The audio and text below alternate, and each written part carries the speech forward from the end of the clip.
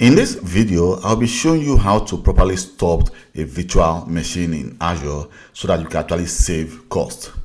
Because you know, in Azure, when you stop a virtual machine, sometimes you still keep on paying for the resources of that virtual machine, and also you are paying for the storage of the virtual machine. So how do you actually properly stop a virtual machine that all the resources just stopped and you only keep on paying for the storage that you actually reserved in Azure?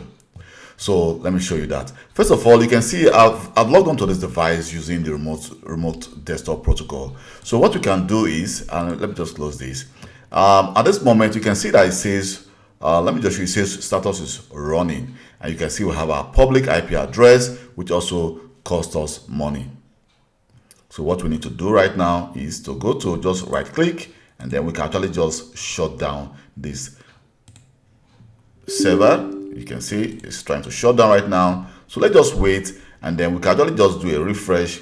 So we'll try to do a refresh. After some seconds, you can see that our device have been shut down. So let's just try to refresh again.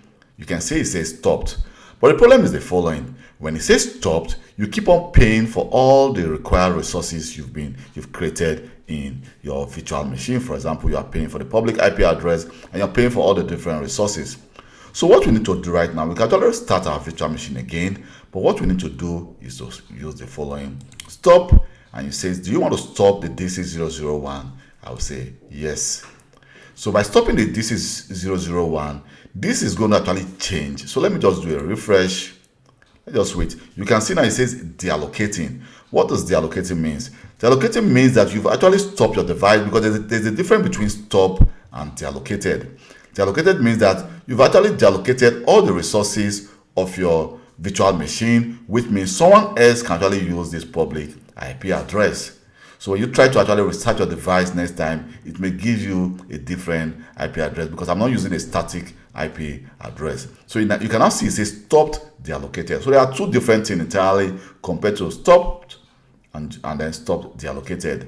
So you can see it says successfully stopped virtual machine. So let's do a refresh again, and now you can see it says stopped totally. So after some time, this IP address actually will no more be there, and then this IP address will actually be released to the general public for someone else to use the IP address.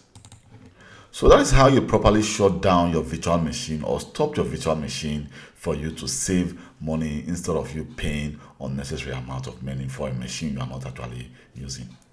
Thank you very much for taking your time to watch this video, and please don't forget to like and subscribe to my YouTube channel for more IT related video. Bye.